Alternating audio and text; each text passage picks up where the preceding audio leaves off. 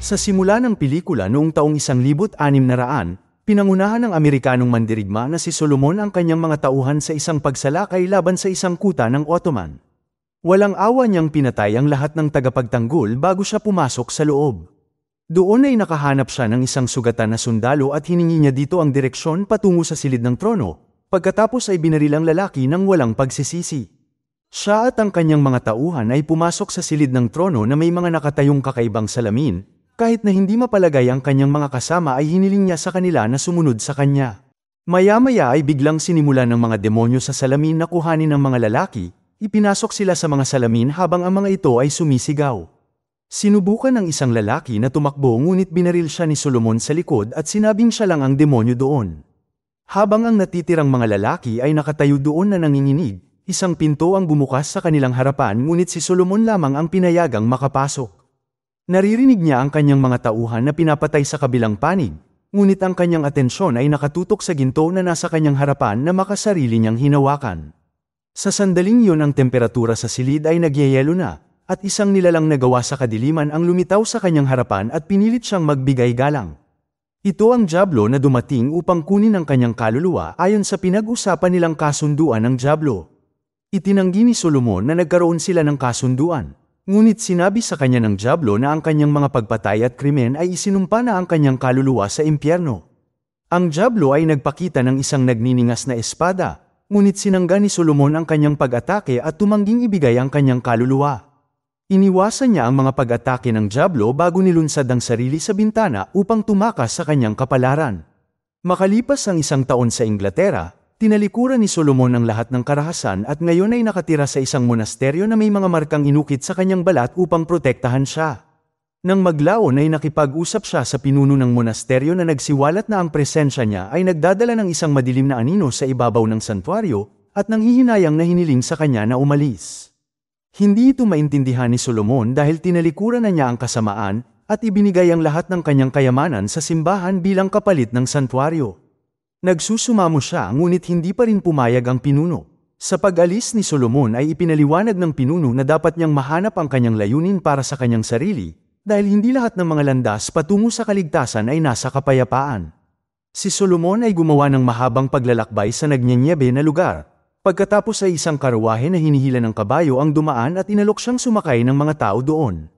Nagbabala ang mga ito sa kanya na mapanganib ang daan. Ngunit tumanggi si Solomon at nagpatuloy sa paglalakad. Nang maglaon habang nakaupo sa tabi ng isang apoy, siya ay sinunggaban ng mga magnanakaw na umatake sa kanya at sinuri ang kanyang mga gamit. Natagpuan nila ang kanyang mga gamit na may mga simbolo, at sa kanilang pag-iisip ay ipinagpalagay nila na siya ay isang mangkukulam kaya nagpasya silang sunugin siya. Itinatanggi ito ni Solomon at hindi pa rin lumalaban na sinasabi sa kanila na tinalikuran na niya ang karahasan. Kaya naman tinuya nila siya at tinawag siyang mahina bago siya pinabagsak. Sa isang panaginip ay makikita natin na si Solomon ang pangalawang anak ng isang maharlika, na pinilit ng kanyang ama na sumapi sa simbahan bilang isang pari. Tumanggi si Solomon at pinagbantaan siya ng kanyang ama na kakalimutan siya bilang kanyang anak, ngunit walang pakialam rito si Solomon at lumabas. Naalala din niya ang kanyang nakatatandang kapatid na si Marcus na sinusubukang ipagpilitan ng sarili sa isang babae. Doon ay naglabas ng patalim si Solomon ngunit madali siyang natalo ni Marcus, hiniwa ang kanyang mukha at sa pagpupumiglas ay aksidente niyang naitulak si Marcus sa isang bangin. Nang magising si Solomon, siya ay nasa karuwahe na ng pamilyang Crowthorne na dating nag-alok sa kanya na sumakay at siya ay inaasikaso na rin nila. Ang pamilya ay kinabibilangan ng ama na si William, ang ina na si Catherine, ang panganay na anak na si Edward, ang anak na babae na si Meredith, at ang bunso na si Samuel ay nagtayo ng kampo at kahit nasugatan ay nag-alok si Solomon na tumulong bilang pasasalamat.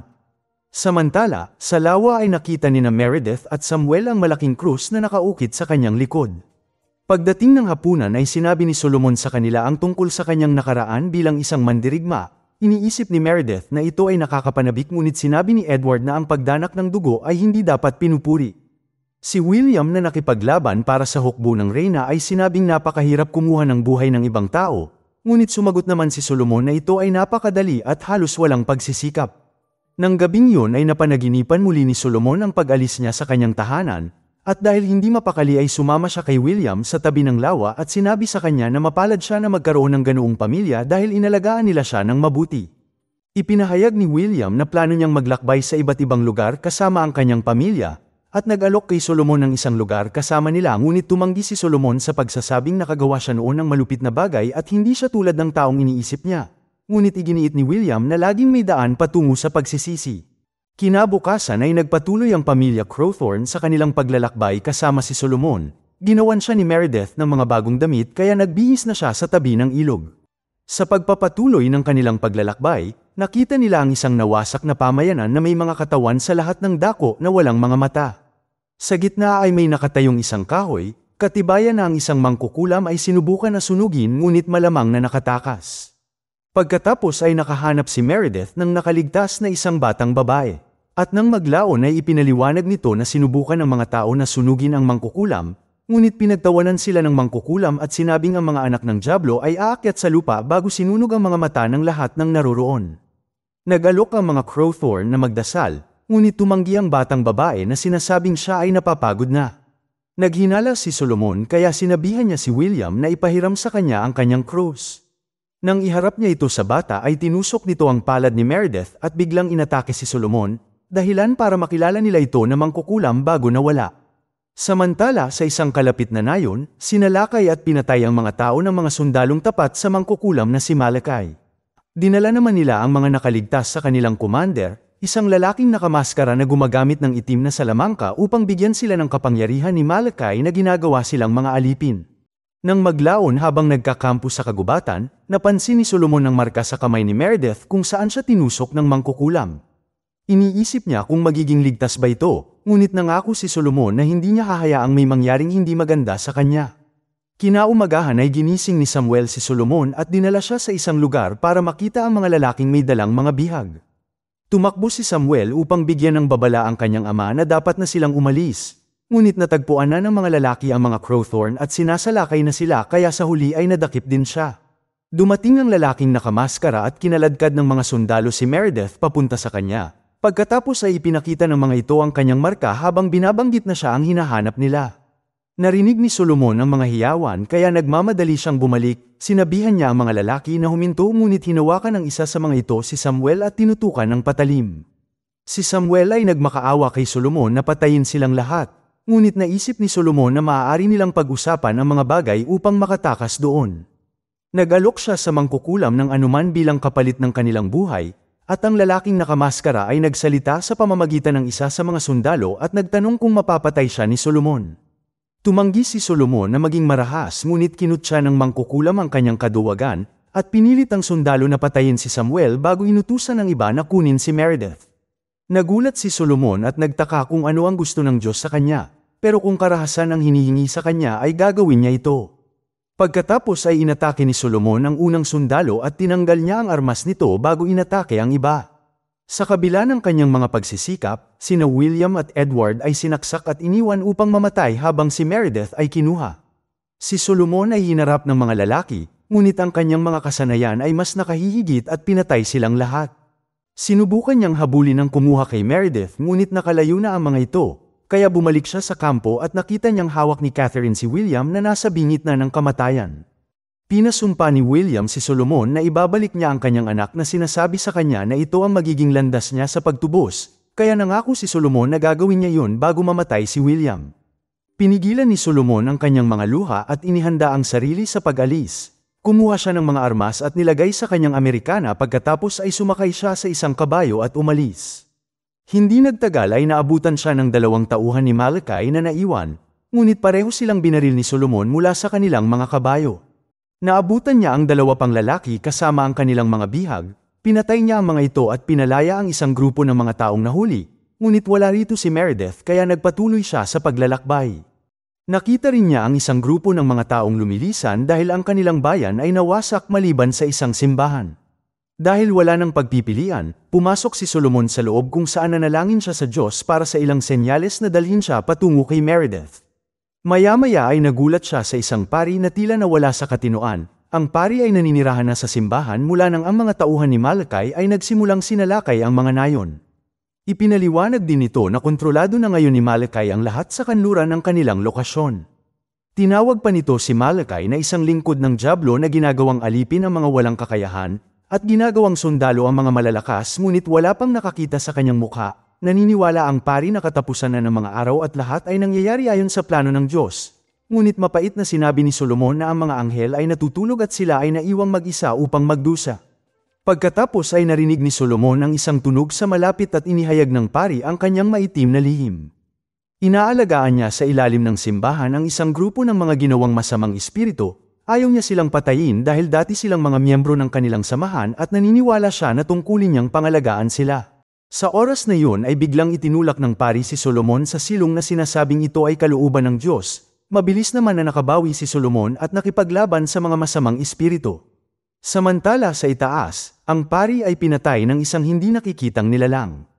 Nakatakas si Solomon sa silong sa isang daanan kung saan nakasunod ang mga multo sa kanya. Ngunit nakahanap siya ng paraan upang makalabas sa isang makitid na butas. Ang mga multo ay apektado ng liwanag ng buwan dahilan para sila ay bumalik sa loob. Ang mga lalaking nagnakaw kay Solomon noong nakaraan ay nakaharap niya. Sila ngayon ay napinsala ng kapangyarihan ni Malachi. Iniisip nila na magiging madali ito dahil si Solomon ay isang taong may kapayapaan ngunit mabilis niyang pinatunayan na mali sila. Inatake niya sila at isa lamang ang naiwan. Kinaladkad niya ang lalaki papunta sa butas na may mga multo. Doon ay hiniling niyang malaman kung saan dinala si Meredith. Sumagot ang lalaki na siya ay patay na, ngunit si Solomon ay tumangging maniwala dito at itinapon siya papunta sa mga multo. Sa pagpapatuloy sa kanluran, nakarating siya sa isa pang nayon at nakahanap ng isang bar kung saan siya uminom ng alak. Dalawang lalaking nagmamasid sa kanya ang lumapit na tinatawag siyang Kapitan Solomon, na inaalala kung paano sila naglingkod sa kanya. Ang isa ay naniniwala na maaari niya silang pangunahan sa isang pag-aalsa, ngunit ang isa ay nagdududa sa kanya. Sinabi ni Solomon sa kanila na iyon ay isang matagal ng alaala at dapat na nila siyang tanggalin sa kanilang mga plano. Nang maglaon habang umiinom ang mga lalaki sa bar ay sinalakay ng mga sundalo ni Malachi ang nayon at sinimulang ilagay sa krus ang mga lumalaban sa kanila. Isang nakainom na si Solomon ang kinaladkad palabas ng bar. Tiningnan siya ng lalaking nakamaskara bago inutusan ang kanyang mga tauhan na ilagay rin siya sa krus. Tinanggap ni Solomon ang kanyang kapalaran sa krus, iniwan upang mamatay sa liwasan ng nayon. Ang lalaking nakamaskara ay nagpatuloy sa kanyang paglalakbay kasama si Meredith na nasa grupo ng mga alipin na nakakulong. Nakita niya si Solomon na nakabitin sa krus at tinawag ang pangalan dahilan para makuha niya ang atensyon nito. Napagtanto na mayroon pa siyang pagkakataong iligtas siya. Humingi ng lakas si Solomon sa Diyos bago tinanggal ang kanyang mga kamay mula sa mga pako at bumagsak sa lupa. May mga lalaking kumilos para tapusin siya ngunit tinulungan siya ng kanyang dating mga kasamahan. Nagising siya maya-maya sa kanilang hideout at narinig ang kanilang mga plano, habang ang isang babae ay nagsasagawa ng isang ritual na lubos na nagpapagaling sa kanyang katawan maging ang mga butas sa kanyang mga kamay. Mabilis na kinuha ni Solomon ang kanyang mga gamit upang iligtas si Meredith. Sinubukan ng isang lalaki na pigilan siya na nagsasabing hindi pa siya ganap na magaling ngunit pinilit ni Solomon na umalis. Tumanggi silang hayaan siyang umalis ng mag-isa at sumumpa sila na lalaban kasama niya upang wakasan si Malachi. Nalaman ni Solomon mula sa kanila na si Malachi ay isang dating pari na ipinagbili ang kaluluwa para sa kapangyarihan, kasama ang nakamaskara na mandirigma bilang kanyang tagapagpatupad. Natuklasan din ni Solomon na ang kuta ni Malachi ay ang Axmouth Castle na tahanan niya noong bata pa siya, ang lugar kung saan siya pinagtabuyan ng kanyang ama. Ngayon na mas determinado siya kaysa dati, sinabihan ni Solomon ang mga lalaki na maghanda sa pagsalakay sa Axmouth Castle na kabisado niya tulad ng likod ng kanyang kamay. Si Solomon na pinangungunahan ng mga lalaki ay nagawang makalusot sa Axmouth Castle gamit ang isang lagusan sa ilalim ng lupa, ngunit agad din silang hinarap ng mga kalaban. Inihagis ni Solomon ang kanyang espada sa isang lalaki dahilan para mapinsala siya. Ngunit agad silang sinalakay sa lahat ng panig ng mga tauhan ni Malachi na nagsimula ng isang malupit na labanan. Ang nakamaskara na mandirigma ay lumabas upang harapin sila, ngayon ay may hawak na espada at sinimulang patayin ang mga lalaki sa kanyang daan. Humakbang si Solomon upang harapin siya, ngunit dinaig siya ng lakas ng taong nakamaskara kaya siya ay tumakbo papunta sa libingan upang makatakas. Iniwasan niya ang ilan sa mga tauhan ni Malachi bago nagpatuloy sa mas malalim na daanan hanggang sa makarating siya sa mga selda ng bilangguan. Sinimulan niyang tawagin si Meredith habang pinapalaya ang mga tao sa kulungan, ngunit wala siyang nakikitang senyales ng babae kahit saan. Sa isang huling selda ay nadatnan niya ang isang matandang lalaki na hindi nagtatangkang tumakas kasama ang iba. Sinubukan niyang palayain ang matanda bago napagtanto na ito ay ang kanyang ama na si Josiah, na ang mga mata ay naluluha nang makita ang kanyang anak. Ibinunyag niya na ang kanyang mga tanikala ay gawa sa itim na kapangyarihan at hindi niya siya mapapalaya. Ikinalulungkot ni Solomon kung paano natapos ang mga bagay at humingi ng tawad sa pagkamatay ng kanyang kapatid. Pero nakaligtas pala ang kanyang kapatid ngunit nakomatose ito pagkatapos mahulog at dahil walang pagpipilian ay hiniling ni Josiah kay Malachi na tulungan ang kanyang anak. Binuhay nga siya ni Malachi gamit ang itim na kapangyarihan ngunit si Marcus ay nabago na magpakailanman, napinsala siya ng itim na mahika at tinakpan ang kanyang mukha ng maskara upang itago ang kanyang nasirang mukha. Napagtanto ni Solomon na ang lalaking nakamaskara ay walang iba kundi ang kanyang kapatid na si Marcus. Matapos ang lahat ng mga taon na ito ay hindi siya pinapatay ni Malachi upang mas mahirapan pa, dahil dito ay humiling si Josiah sa kanyang anak na si Solomon na hayaan na siyang magpahinga. Kinuha niya ang baril ng kanyang anak at itinutok ito sa kanyang sarili na handa nang harapin ang kanyang mga kasalanan. Si Solomon na lumuluha ay nag-aatubili na pinindot ang gatilyo. Lumabas siya ng selda para lamang makita ang kanyang mga tauhan na lumalaban sa mga tauhan ni Malachi. Hiniling niya sa kanila na maghintay ng kaunti dahil plano niyang tapusin ito agad para sa kabutihan. Pagkatapos ay nagpatuloy siya at pumunta sa pintuan ng silid ng trono, tinawag niya si Malachi upang harapin siya. Hiniling ni Solomon na tumayo siya at humarap sa kanya ngunit nawala si Malachi sa ulap ng itim na usok, pinuntahan niya si Meredith mula sa kulungan nang bigla siyang sinaksak at itinapon sa tabi ni Marcus. Sinubukan ni Solomon na kausapin ang kanyang kapatid na itigil ang pakikipaglaban, ngunit napilitan siyang ipagtanggol ang kanyang sarili dahil sinusubukan siyang patayin ni Marcus. Ginamit ni Meredith ang pagkakataon upang makatakas sa selda, at pinigilan ni Solomon si Marcus habang sumisigaw kay Malachi na itigil ang pagtatago na parang duwag. Ngunit si Malachi ay lumitaw sa kanyang likuran na inihayag na ang lahat ay isinaayos upang dalhin si Solomon kung nasaan siya, at ang kanyang Panginoon Diablo ay makukuha na ang kanyang kaluluwa. Pagkatapos ay ipinakita niya ang isang malaking salamin na pumipigil sa isang napakalaking demonyo na ipinadala upang dalhin si Solomon pabalik sa impyerno. Ipinagpatuloy ni Marcus ang kanyang pag-atake na sinasalakay si Solomon sa bawat pagkakataon na makuha niya. Ibinaon ni Solomon kay Marcus ang kanyang mga patalim ngunit itinulak lang siya ni Marcus sa isang tabi. Nagawa ni Solomon na sunugin siya pagkatapos ay sinimulan siyang itulak pabalik. Samantala, hinawakan ni Malachi si Meredith na agad na tinawag si Solomon kaya agad niyang sinaksak si Marcus bago pinugutan ng ulo. Pagkatapos ay ginamit ni Malachi ang dalisay na dugo ni Meredith upang mapalaya ang demonyo mula sa salamin at doon ay lumabas ang nag-aapoy na malaking demonyo upang tapusin ang kanyang gawain.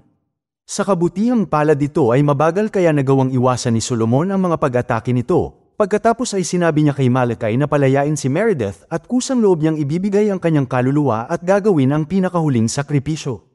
Tinutuya ni Malachi ang kanyang sakripisyo at tinangka nitong patayin si Meredith, ngunit binaril siya ni Solomon sa ulo. Pagkatapos bago pa siya mapatay ng demonyo ay isang liwanag ang sumikat mula sa loob ni Solomon, hinihila nito ang demonyo at si Malachi papunta sa portal at iniwan siyang tila patay. Si Meredith ay nagmadaling lumapit sa kanya at nagsimulang umiyak habang tinatawag ang kanyang pangalan at bigla siyang nagising. Naaalala niya ang mga salita ni William tungkol sa pagtubos sa kanyang kaluluwa kapag nailigtas niya ang kanyang anak, at ngayon ay binitawan na ng Diablo ang pag-angkin sa kanyang kaluluwa. Maya-maya ay iniulat ng kanyang mga tauhan na ang lahat ng mga tauhan ni Malachi ay namatay na. Pagkatapos ay ibinalik ni Solomon si Meredith sa kanyang ina at inilibing ang kanyang ama at kapatid. Plano niya ngayon na libutin ang mundo at alisin ang kasamaan sa lupa. Salamat sa panonood. Para lagi kayong updated sa susunod na kwento, mag-subscribe at siguraduhin na naka-on ang notification bell. Ingat!